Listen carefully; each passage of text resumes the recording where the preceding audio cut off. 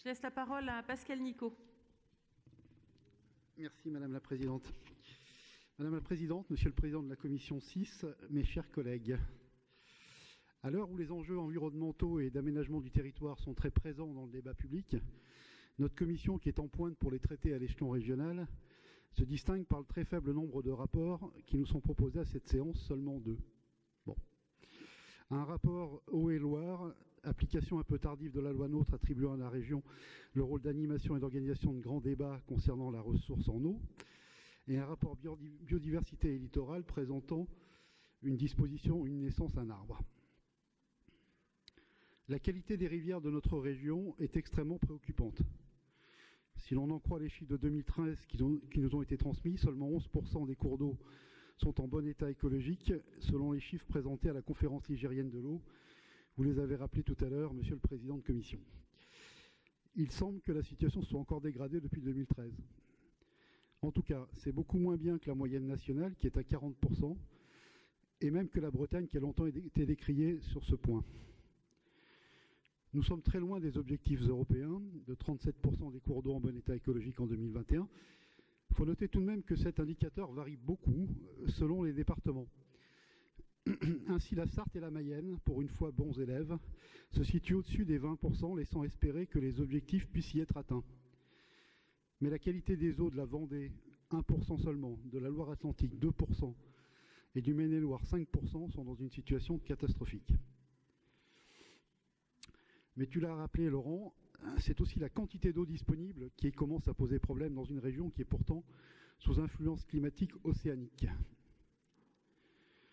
Il faut naturellement considérer que la métropolisation croissante de nos territoires ces dernières années, principalement autour des agglomérations nantaises et angevines, est d'une des raisons objectives de cette mauvaise qualité de l'eau. Nous considérons qu'il est grand temps que la région remplisse sa mission d'organisation, de coordination et de mutualisation des contributions locales à l'amélioration de la qualité de l'eau. La plupart des autres régions se sont saisies de cette compétence bien plus tôt, dès 2017, à l'image de la Bretagne, du Grand Est ou de la Provence-Alpes-Côte d'Azur. Si notre formation politique n'est pas de loin favorable à l'ensemble des transferts de compétences vers des intercommunalités et les régions consentis dans le cadre de la loi NOTRe et de la loi MAPTAM, force est de constater qu'elle se justifie parfois pour les enjeux les plus importants, notamment concernant les questions sanitaires, et de ce point de vue-là, la gestion intégrée de l'eau figure au nombre de ces enjeux. Pour autant, est-ce que cette nouvelle organisation est de nature à permettre d'atteindre les objectifs d'amélioration de la qualité de l'eau ? La mise en place, de même, d'une seconde conférence régionale de l'eau en juin prochain sera-t-elle suffisante ? Je n'en suis pas persuadé, je vais essayer de vous expliquer pourquoi.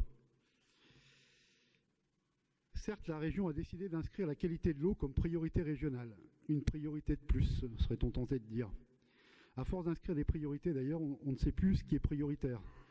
Sans doute faudrait-il qualifier certaines priorités de prioritaires pour savoir ce qui est vraiment prioritaire. Mais bon, tout ça part d'un bon sentiment, alors pourquoi pas. Reste que la qualité des eaux ne s'améliorera que si on y met les moyens financiers à la hauteur des objectifs. Et c'est là que le bât blesse. En tout cas, il demeure un flou important, notamment concernant la participation financière de l'État à cette démarche. Si j'osais, je dirais qu'on navigue en eau trouble sur le plan financier, ça commence assez mal. Il ne faut pas tant des pactes, des priorités, des conférences, mais des politiques publiques cohérentes et financées. Comme pour toutes les politiques publiques désormais, la région va donc se tourner vers l'échelon européen pour financer des projets dans le cadre du programme européen LIFE. Il s'agit du projet LIFE intégré baptisé Reverso. Je t'ai entendu dire Reverso, je ne sais pas si... Moi je dirais plutôt Reverso, mais bon. Rappelons que la mobilisation de ces fonds européens ne représente que des cofinancements, 60% du budget des projets, ce qui est beaucoup par rapport à d'autres dispositifs en matière d'aménagement du territoire, mais c'est quand même que 60%. Il faut donc que les autres investisseurs, dont l'État en première ligne, soient présents autour de table. Il le faut car un État stratège se doit d'être aménageur au service d'une meilleure égalité des territoires et de la réduction des fractures économiques et sociales qui ici jouent. Et là, rien n'est moins sûr pour le moment. Rappelons aussi que la complexité bureaucratique de ces dossiers de mobilisation des fonds européens promet encore beaucoup de mobilisation de la bande passante régionale en termes de personnes qui vont plancher sur l'élaboration de ces dossiers. Concernant le bon usage de l'eau, le Rassemblement national, dans son programme régional de 2015, préconise que les systèmes de récupération et de stockage de l'eau de pluie, à minima pour les bâtiments agricoles, doivent être promus et aidés financièrement par la région. Cet effort devrait également concerner les particuliers, les entreprises et les collectivités locales. Il y aurait également lieu d'améliorer la rétention d'eau avec un programme forestier régional, tu en as parlé Laurent tout à l'heure, qui aille au-delà de l'opération symbolique et sympathique, une naissance à un arbre, que nous soutenons certes, mais qui ne constitue pas un véritable programme de réhabilitation des zones forestières. Comment parler de la qualité de la ressource en eau et de la préservation de la biodiversité sans évoquer les projets passés ou en cours que la plupart des élus de cette Assemblée ont soutenus alors qu'ils impliquent de graves menaces écologiques? Je veux parler du transfert de l'aéroport à Notre-Dame-des-Landes, mais également de la construction d'une zone commerciale étendue à Bénère, en périphérie du Mans. Le projet de Notre-Dame-des-Landes projetait d'imperméabiliser les sols de l'emprise aéroportuaire, détruisant des centaines d'exploitations agricoles et les zones de bocage d'un intérêt environnemental et patrimonial majeur. Votre combat pour une eau abondante et pure dans les Pays de la Loire apparaît donc comme en contradiction vis-à-vis de votre acharnement pour la réalisation de ce transfert. Acharnement que vous avez par ailleurs poursuivi après même l'annulation du projet l'an dernier et encore ce matin. On ne fera pas une eau pure et saine par une course sans fin vers l'artificialisation et l'argilisation des sols en France. Il faut savoir qu'il y a de l'ordre de 800 km² par an de sols qui sont artificialisés. C'est la superficie de la métropole nantaise, chaque année. On ne renforcera pas davantage le potentiel agricole de notre région en raréfiant les terres qui puissent porter ce potentiel. On ne préviendra pas non plus des risques d'inondation ou d'éboulement sur des sols devenus imperméables. Pour parler du projet de Bénère, projet dont on n'entend pas beaucoup parler en dehors du Mans et de la Sarthe, mais qui constitue pourtant une aberration économique et environnementale, selon nous.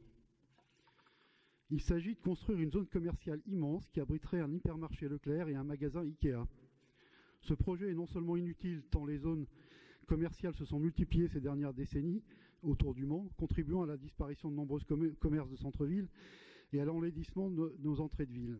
Les zones commerciales elles-mêmes souffrent puisque la capacité consumériste des habitants ne suffit pas à faire vivre convenablement l'ensemble des magasins qui y sont installés. Sans compter la concurrence du commerce qui accentue le phénomène. Mais surtout, on va urbaniser, tenez-vous bien, 30 hectares de terres agricoles, polluer la rivière Luynes et menacer la réserve en eau potable de l'Épau qui alimente l'agglomération mancelle. Les associations de riverains se battent depuis 6 ans pour que ce projet ne voit pas le jour. Combat que nous soutenons sans réserve au conseil municipal au Mans. La majorité de gauche, municipale et métropolitaine, soutient le projet. Les écologistes, qui font pourtant partie de la majorité municipale, s'opposent au projet soutenu par Jean-Claude Boulard en son temps et par son successeur Stéphane Le Foll, ancien ministre socialiste qui ne veut pas le remettre en cause. L'opposition LR est divisée, hésite entre ceux qui soutiennent le projet et ceux qui se réfugient courageusement dans l'abstention. Les promoteurs du projet, qui ne reculent devant aucune provocation, ont assigné les associations devant le tribunal en ne leur demandant pas moins de 5 millions d'euros de dommages et intérêts pour recours abusif contre le projet. La Cour administrative d'appel de Nantes a annulé tous les recours qui avaient été déposés par les associations de riverains qui ne veulent pas de ce projet. Restent des recours possibles en cassation. Il y a quelques jours, la députée socialiste Marietta Caramanli, légèrement gênée aux entournures puisqu'elle tente de verdir son discours à l'approche des municipales, demandait que le dialogue soit ouvert avec le promoteur du projet.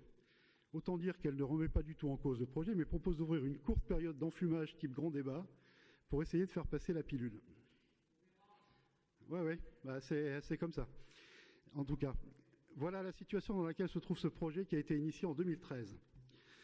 Nous vous demandons donc, Madame la Présidente, puisque la région va animer et coordonner la politique régionale de l'eau, que vous vous saisissiez de ce dossier et que vous pesiez tout votre poids politique pour qu'il ne voie pas le jour. Sinon, à mes yeux, l'ensemble des discussions aimables que nous avons aujourd'hui concernant la ressource en eau me sembleraient vaines, et les larmes que chacun verse en constatant la dégradation de la qualité de l'eau ne seraient que des larmes de crocodile. Je vous remercie de votre attention.